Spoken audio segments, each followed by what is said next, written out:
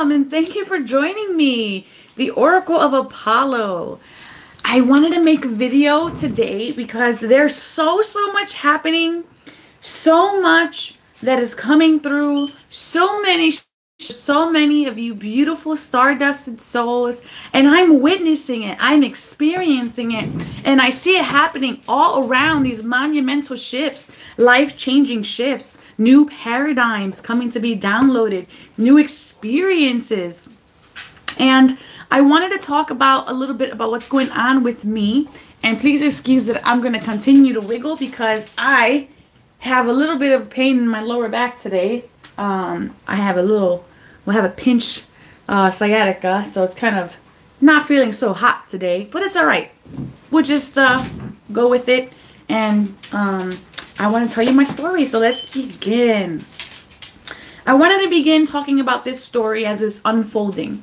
Now, I have had a few pilgrimages that I have done, that I have gone through rather, because I have felt called to go. Okay. What I discovered was so much happened so quickly that I'm actually losing.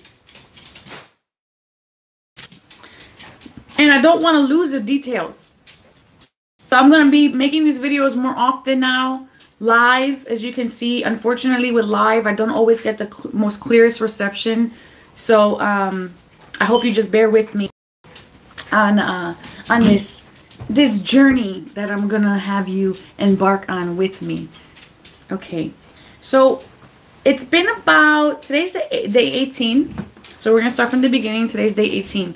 It's been about 18 days since this new shift started happening, and I had just come from a pilgrimage to San Diego, and I never actually even finished the videos telling you the story about San Diego because it was just so much that it was just really hard to put into words. So now I'm doing this in this manner.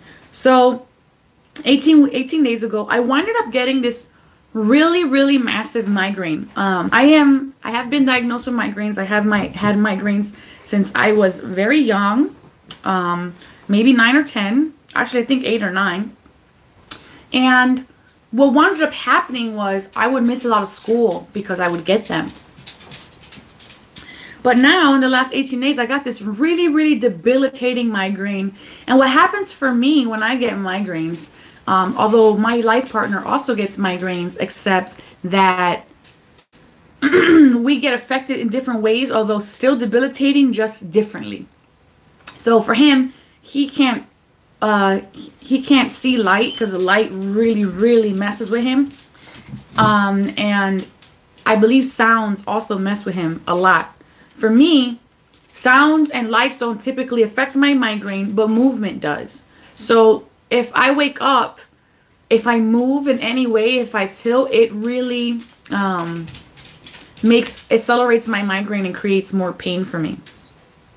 And so I've spent all these days in my room just really lethargic, because in between the peak of the migraine, when it would kind of like subside, and I'm not saying go away, I'm just saying kind of like calm down just enough, it would go into these patterns of peaking, then lowering, but in that lowering, my entire body's completely weak. Like to the point where you can't even pick up a cup to drink it. And then it kind of just peaks again. So I've had a whole bunch of fun with that. And I just thought it was a migraine, and I just thought how peculiar. I haven't had a migraine like this in so long. I don't know what I did that caused this migraine. And then I realized it wasn't a regular migraine. I realized in that moment that, actually, I'm going to pick you up a little bit. I feel kind of like you can't see me. There we go. That's better. And I'll move back a little bit. So I feel like, well, I was feeling like it was a regular migraine. And what I wound up doing was, I wound up going on Facebook. I was scrolling through Facebook, and I realized that in 2014, I actually had a very similar situation occur to me. What wound up happening was in 2014 is I all of a sudden, from what I read, because I don't even remember it, honestly. I was throwing up in the middle of the street. I passed out. I had no recognition of where I was. And I was just completely like out. Okay, I have felt sick for days and days and days and days and days. But what I noticed as I continued to read the memories from Facebook was right after that situation had happened, I gained prophetic sight in 2014. Clear prophetic sight. And that is when I was able to start to prophesize what was to come. And what was to come at that time was airplanes, disappearing. ISIS, before ISIS was making, all over the news. And I wrote all of that down. And so now this time, this has happened. And when I got that migraine, not only did I get that migraine, but also when it wasn't peaking, I was feeling completely lethargic and spinning. Everything's spinning. And I feel like my feet are not even on the ground, is what I have been feeling the last 18 days. So that made me understand this was more than a migraine. This was a shift. Because now I recognize it as a shift through going through all of these years of self-education, understanding metaphysics and teaching. So this was a shift for me, but it was just a monumental shift apparently that I'm still in, and this is why I'm making this video, because I don't want to forget the details. And what happened was, during this migraine, I started to channel a new modality. And I'm not going to talk about that just yet because it's not completely put together. But I started to channel a new modality that brings the ultimate balance. And I started working with certain people to update their technology, their inner technology, to a more advanced technology that runs more efficiently. And there was obviously instant noticing of energy shifts, of paradigm shifts. A lot of beautiful things have been coming from this, and I'm actually right now still taking people for weekly, like a case study, for weekly updates and understandings. And as I continue to develop this new modality that I'm bringing and channeling in from the angels. And I understood. I was not expecting that at all in any way, shape, or form, because I just thought it was a migraine, and then boom, all of a sudden I'm just channeling all of this information, and I'm just writing, and I'm just going for nights and nights and nights and just writing and writing and writing. But now more things have happened. So during that time I was told I needed to cut my hair. And basically this was shown to me through a meditation. I saw one of the John of God entities come to me, and then he showed himself cutting my hair. And I could see myself in third person watching him cut my hair. And then he gives me, my head is bald at this point, and then he gives me a kiss on my head like a blessing. Like a blessing. And I was like, do I have to cut all my hair? Am I going to be bald? If I'm going to be bald, I'm going to be sassy. I don't know. So I was like a little bit up and down about that, although I always do respect what they tell me, as long as it's for the greatest good. And they have never faltered as far as like their guidance, guiding me. So I went ahead and I had prepared for that. I prepared to just cut my hair off. Sure, why not? I did a few years ago. Well, by few, I mean 7. I cut all my hair off, and it's been growing for 7 years now. And now it's kind of like they woke me up in the middle of the night, and I just remember waking up and hearing the voices of them, and they're saying just 2 inches. And I said, thank you, just 2 inches. I will just do 2 inches. So we just cut 2 inches off. And we did it during the new moon, because that's when the energy is the most potent as far as when you're doing new beginnings.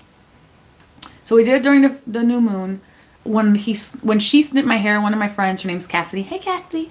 She is a hairstylist. She went to school and everything. So I went to her, got my ends cut. And as she's cutting them, I could literally feel the energetic release. I felt it elevate, come up through me, and then out and away from me. And that I thought was amazing in itself. And I didn't know why we needed that, but I spoke to someone, my friend Water, who's a shaman, and he's like, well, it's new beginnings, it's new beginnings, and they're asking you to remember something, so it's time for you to let go of your past. I said, awesome. So I did the haircut. And then I did a ritual with my hair where I burned my hair and with sage with an intention of releasing. And that was really nice. So we fast forward a little bit, and now I feel shifting happening in this time, still happening. And all of a sudden, one morning, I'm just like, I think I have to go to India. Just one morning randomly, I'm just like, I want to go to India. That's what ended up happening. And my mom calls me, well, actually, that day, the whole day passes. Then that evening, I said, universe, send me to India. I am ready. And, I held my arms outstretched and everything. And I proclaimed it to the universe. I'm ready, universe. The next morning comes and my mom calls me and she says, let's go to Brazil. And I'm just like, no. I'm not going to Brazil. I'm going to India. And she goes, no, seriously, let's go to Brazil. And we'll take your brother to see John of God.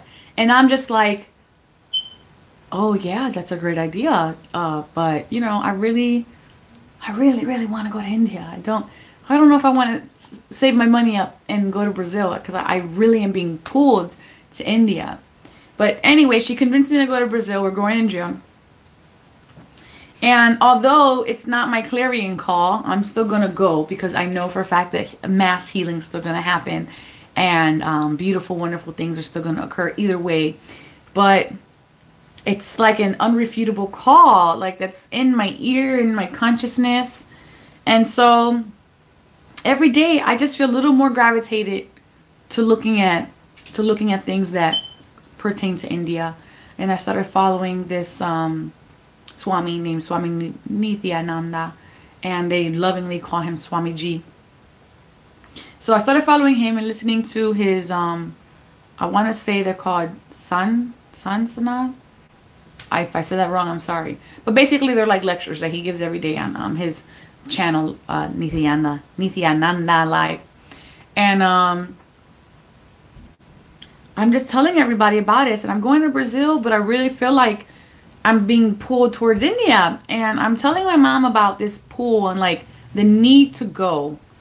And she says, no, I'm telling her at Wawa. We're at Wawa. And I'm just telling her, and I'm getting rung up at the same time as I'm talking to my mom. And the total of the total amount of what I had purchased was $777. And in numerology, the breakdown for that is basically faith, intuition, knowing about yourself, and allowing for guidance. And absolutely for me, it means yes. It means yes when I see sevens, because 7 is sacred to the god Apollo. That's his number. And so when I see that, I always see that as his presence guiding me. So in that moment, 777 came up as my amount, and my ticket number for my food was 19.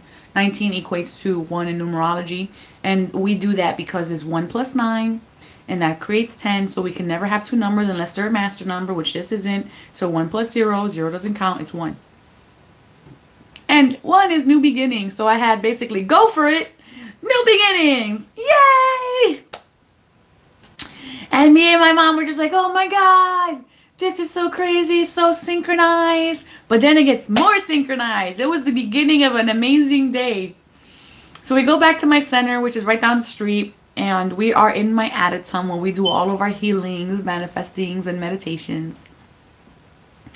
And so me and my friend Terry are inside of the Addictum, and he gives me this crystal. And we're talking about the technology that we're bringing in, so I'm not going to talk about that. And all of a sudden, he slides it across the carpet. It lands straight in the middle of the room, which is actually when we look up into the room, I actually have a suspended Saint Germain transmutation grid, and there's a Merkaba in the very center that brings all of the energy down. So this crystal is lined up perfectly with the Merkaba above it, okay? And all of a sudden, he's like, activate it. And I'm like, okay, cool, I'll activate it. So I activate it. And I close my eyes, and for like a half a second, like the moment I closed my eyes, I could see the room that I was still in completely clear, as if my eyes were open. And I didn't even realize it, but I had closed my eyes and I could still see the room through my third eye clearly. And in that moment, I opened my eyes again because I was like, whoa, like, I could see the room. And when I opened my eyes, there was someone standing there. And the way I saw her was a person in color, okay, standing maybe a foot away in front of me. And I'm sitting on the ground because I'm in the meditation room. And I'm looking slightly up at her because she's standing. And I could see her red clothes. I could see her red clothes draped on her body. I could see her complexion of her body. I could see the ravenous dark hair. And I didn't recognize her. I was just in shock. Like, wow, you're just kind of standing there. And she says, Lakshmi, like her name, Lakshmi. And then I feel all of this love just coming out of her, so much love. And her arms extend and they come out. And she says, I'm calling you. I was telling my friend Terry about the 777 that just happened. And how I feel like I'm being called to India. But I don't know if that's just me or if I'm actually being called to India. Because this would only be the third place that I'm being called to go. Okay? And in that moment when she appeared, all of the doubt became certainty. In that instant, all of the doubt became certainty. And she is just standing there, but her presence overwhelmed me, and I just cried. I just cried and cried and cried, because it was kind of like, I'm home, or like, I knew you were calling me, or I can't believe that it's real. It was just like that moment of immense validation, literally from this goddess, Lakshmi, standing in front of me. And her arms open, and then I closed my eyes. It wasn't that I wanted to stop seeing her. It was time to be still and listen. So I closed my eyes, and she showed me a past life. Actually, that I haven't thought of in a long time, because I've only ever had one occurrence. I've only ever had one occurrence with this particular past life, and after this one occurrence, it was never brought up again. So I never really thought there was anything to it that I needed to do, or to accommodate, or to heal, or to facilitate, for whatever reason. I never thought that that needed to occur. Oh, probably not going to do this video much longer because my back is killing me. No. Send me healing, thank you.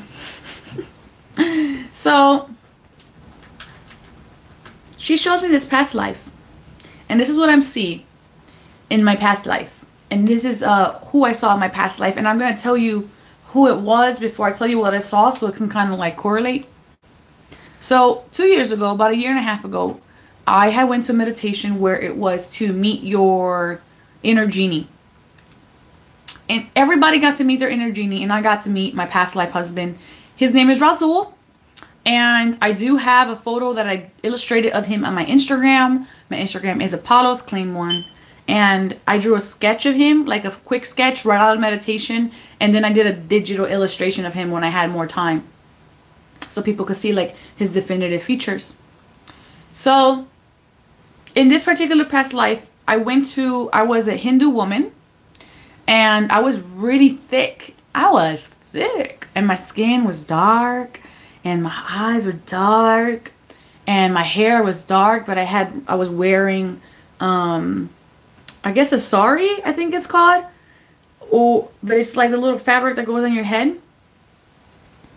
And we were sitting in front of this fire in the dark, and it was just like a bonfire, and I could see him sitting in front of me, and his eyes just penetrated my soul, and I could feel all of his love for me, and I could feel all of my love for him. I could feel this really, really deep connection that we had as husband and wife, and how much love we had for each other. And that was it. That was like literally the whole scene from what I remember. I haven't looked at my journals, so I can't really like, not 100% on that. But if something else comes up, I'll post it. So now, fast forward to the present, and she shows me him, his face, and my son, and me, and she's showing me through her eyes. She's showing me how we would go to her shrine and give devotion. So I'm seeing her from like her perspective, and she's showing us how connected we are, and how much love we had, and how she plays such an important part of our lives as a family. And it just felt like this beautiful, deep relationship that we all had, including my son. And I could feel the absolute loving, infinite, unconditional love that I had for my son, and the unconditional love that I have for my husband, the love of my life. And fast forward to the same thing I just said about where I saw him. She shows me that moment where we're sitting in front of the campfire or bonfire. And now what's different is I recognize that this is a goodbye. In this moment, this is a goodbye. And in my past lifetimes that I have gone back to heal, the pattern has been dying alone, because something happens for the greater good, that the separation is just inevitable. And I just live with that intense, immense love in my heart forever for this particular person, without ever having to have this particular person stay with me into old age. And that's sad. And I've seen like the deaths in that, and like the results, and it's very sad. But it shows me him, and then his essence, I guess, and the same frame where we're sitting with the fire. But then he stands and says goodbye. I understand the separation is absolutely necessary. He walks out of the frame, and then I see him walking into this particular Swami Nityananda's body.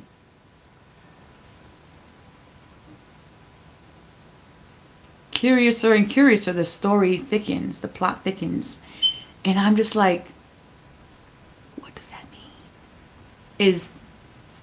Is this fragment of this particular past life soul residing within this person? Is he guiding me towards this person? Kind of like, hey, you need to see this person. You know, there's so many possibilities. And if you have any thoughts on it, I'd love to hear your thoughts about it below.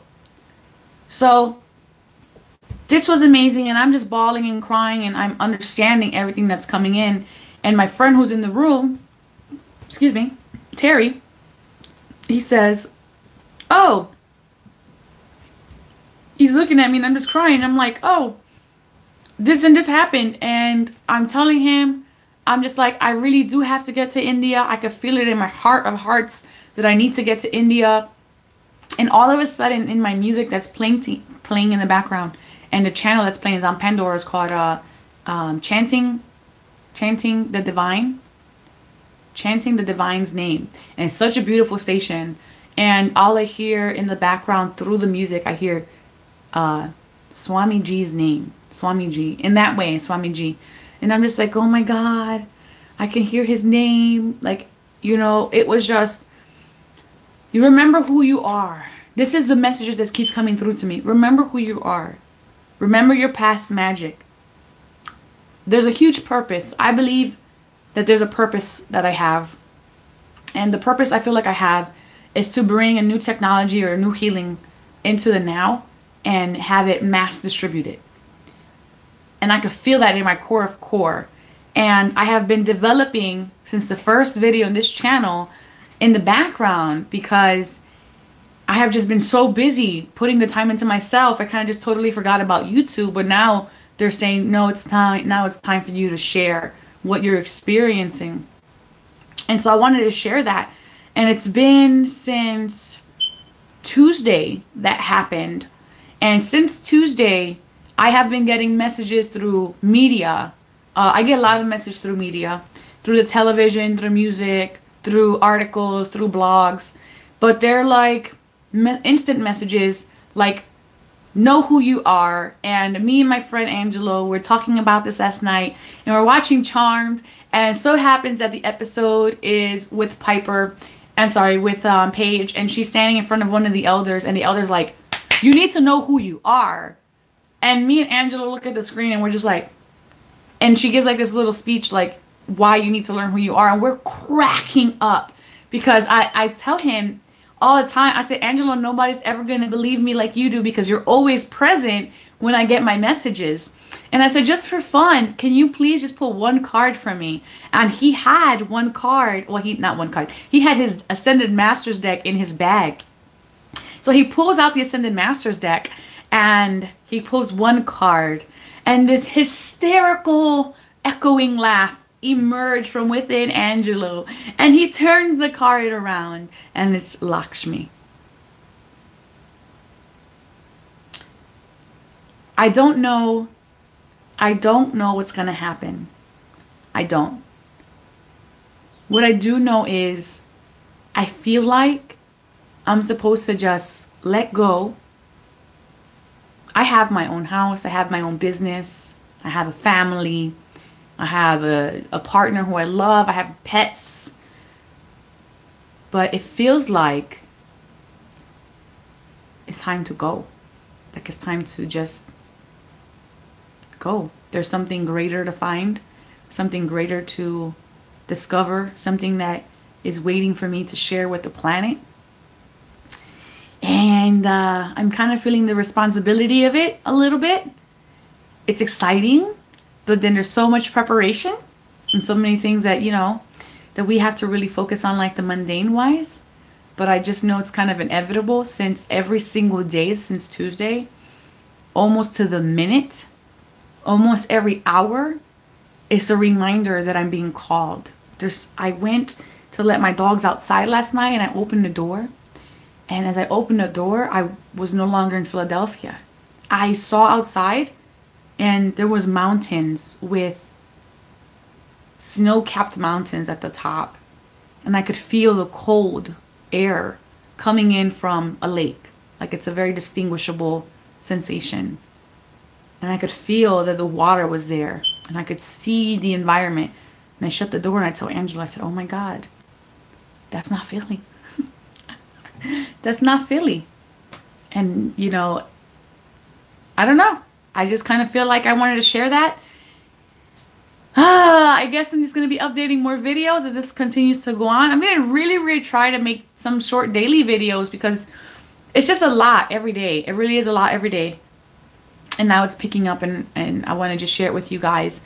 So that way you know that if you're going through something similar or a shift that you're not 100% certain on, have faith. This is not the first time that I had a clarion call and that I'm listening to it and that it's shifting my entire perspective of my life, or that it's taking me out of my comfort zone and my fear, or leading me into fear rather that I'm facing. Everything you want to achieve, you can absolutely do it as long as you take the time to know thyself. Love thyself. And remember, the divine always has your back. Ciao.